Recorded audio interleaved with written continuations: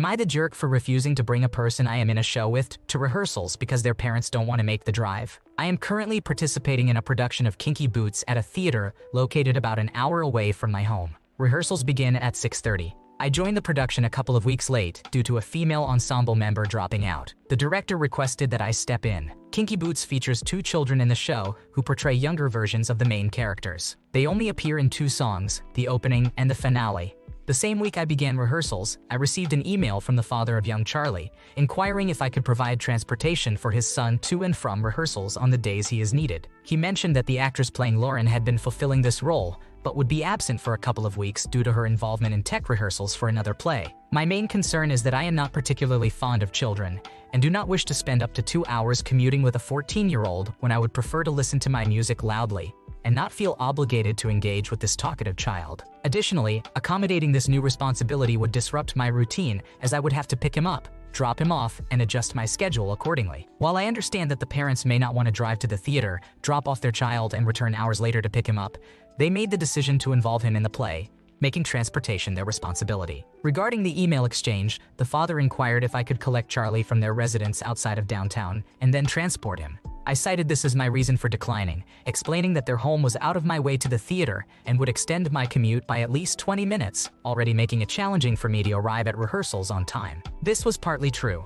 In response, he suggested that he could bring Charlie to my home or we could arrange to meet at a midway point. Ultimately, I felt compelled to be somewhat honest and expressed my discomfort with assuming responsibility for someone else's child and clarified that I would not be providing transportation for Charlie. His reply was a curt, "Fair enough." Yesterday, as I approached the theater, I noticed an unfamiliar man exiting the building, so I greeted him with a smile and hello. He did not respond and instead glared at me. It later became apparent that he was Charlie's father, leaving me feeling guilty. In light of these circumstances, am I in the wrong for refusing to assist the parents of this child simply because I do not wish to be inconvenienced and prefer not to spend extended one-on-one time with a 14-year-old?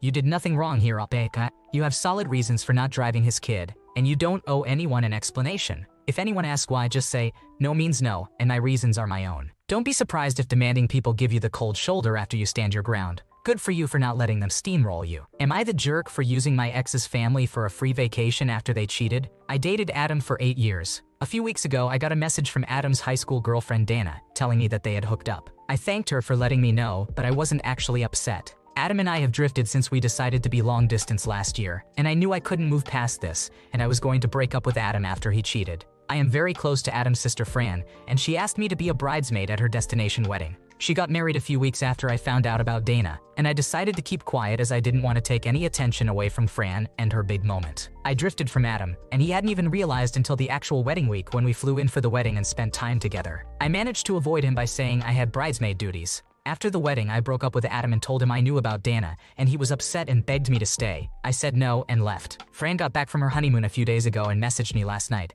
saying she heard about me and Adam and thought we were going to work through it, as she knew Dana had spoken to me weeks before the wedding. She and Adam accused me of using her family for a free vacation as she spoke to Adam, who told her how I avoided him during the trip, and I am not sure if I am in the wrong and should apologize. When we initially broke up, I told Adam I wanted to be civil as I love his family, and he agreed to tell them we split mutually. I am scared that Adam and Fran telling their family I knew about the affair will mean I lose their support too. I think you are not in the wrong here. You chose the least dramatic option, and it's unfortunate that Fran doesn't see that. At the end of the day, no matter how close you were to Adam's family, it's still his family. Adam for cheating, and his sister for knowing and doing nothing are huge assholes. It stinks, but you will likely lose your relationship with them. Am I the jerk for telling my spouse's friends that I earn more money than them? I am married to my wife, Sasha, who comes from a pretty wealthy background, while I decidedly do not. My dad left before I was born, and my mom died when I was 11. I am still sensitive to any so-called jokes about it. I met my wife when I was 23 and fresh into my career. I love my wife, and she loves me, but her family hates me. I have been called a gold digger, a lowlife, and a few more vague insults on my table manners. I went to a party with her the other day, one of those fancy high-class events. I received the usual mild comments from my wife's family and close friends about where my wife picked me up from. A friend named Lacey, I don't think, knew about my family history before. We were talking about dads, and I got a question about what my dad did. I said I didn't know since I never met the guy. Lacey made this kind of exaggerated gasp and said, "Oh, well, we all know why you're with her Emmy wife then, don't we?" I acted all confused and she got flustered, but I kept pushing. I kept pushing until Lacey finally said, "Well, you two don't exactly have the same finances, do you?" I responded with, "You're right. I make quite a bit more."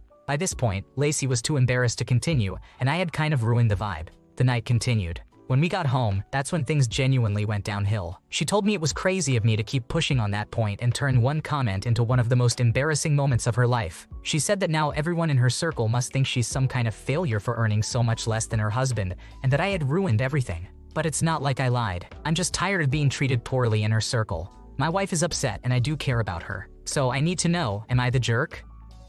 You are not in the wrong here, Aita. Your wife didn't even try to stop her friends from mocking you, which is pretty messed up. She seems more concerned about her own image and what people think about her earnings than about your dignity. It's wild that she's okay with people thinking you're a gold digger just because she wants to avoid feeling like a failure. Am I the jerk for ruining a funeral and potentially costing a lot of family members their jobs? My grandparents passed away recently. I followed the guidelines my grandma set up for her final event. Her church, her burial plot, her casket, and the same for my grandpa. I just didn't expect for it to be a joint funeral. I sent out the notifications to friends of theirs and family after the date was set in stone. Their friends all came. So did most of my grandma's church, but no family showed up. I had a great time with my grandparents' friends, and then I went back home and cried my heart out. I had been their sole caregiver and I didn't know what to do without them.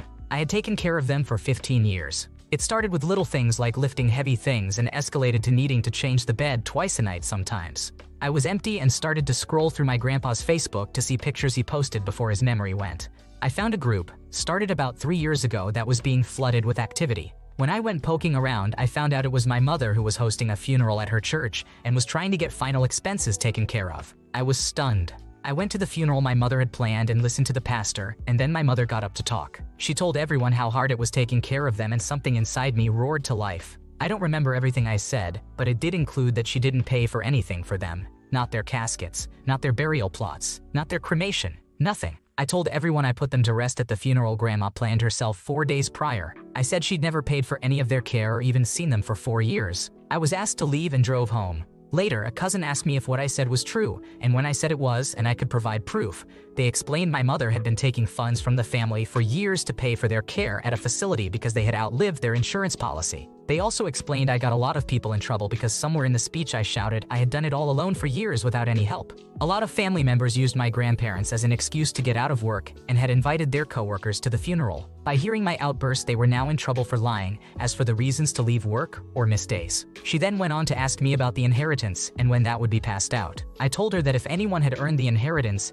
it had already been taken care of. I thought I was in the right, but now I'm doubting myself after so many cousins and family members are calling to tell me I handled it really poorly. Am I the asshole? Did I handle this badly? Everyone's telling me I did.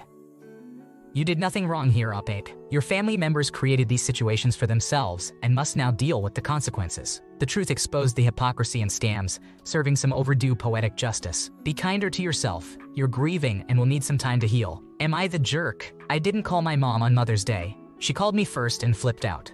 My wife and I moved to a far southern state from a northern state in 2020. Prior to that, we would visit my mom on Mother's Day or any other family holiday every year, except Thanksgiving. When we moved down here, it became a thing that, at the start, we would do Zoom calls or FaceTime, or use Alexa for our family calls. By family calls, I mean the big ones: Christmas, Easter, Thanksgiving. Any others were phone calls or FaceTime scheduled, always after 5:0 because of work, and we are active on weekends. In the 4 years we've been down here, it's been like that. Family holidays are scheduled, and individual holidays are a free-for-all after 5. On Mother's Day, we were invited to a BBQ at a work friend's place where I was the cook. I had everything planned out to the minute as to how long it would take and have time to call my mom. At 5:10, I had 10 minutes left, and I would be done cooking and could slip off someplace quiet to call her when my phone rang. It was her. I stepped into the house because of the chatter outside but answered before I could. She asked what was going on, and I told her that we were at a friend's house. She then got upset and hung up on me before I could explain what was going on. I walked back outside, and my wife could see something was wrong.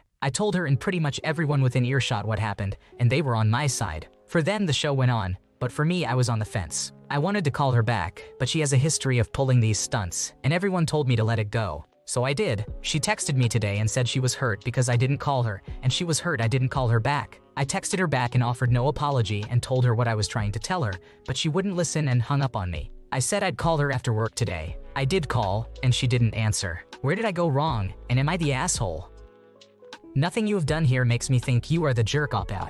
It seems like your mom needs to learn that hanging up on someone is childish and won't be rewarded by you chasing after her. While it's been a tradition over the last 4 years, it sounds like she's not too keen on it anymore. Communication is key, so maybe it's time to have a conversation about the miscommunication and consider restructuring things going forward. Some people want the other person to consider them earlier without asking, but that's not always the best approach. Am I the jerk for making my child's stepmother delete one of their reels? I'm against children being exposed on social media, so I don't post many photos myself. My ex-husband isn't a big fan either, but there must be the occasional photo of our daughter. My daughter's stepmother, Ally, is an influencer with over 500,000 followers. Ally and I have a good relationship, as do Ally and my daughter. She doesn't usually post many photos with my daughter. A few days ago, I came across one of Ally's reels featuring her and my daughter in a video titled, "Cooking with My Stepdaughter." The video had over 2 million views. I called my daughter's father to ask if he was aware of the video. He confirmed and mentioned that it was just something playful they had decided to do together,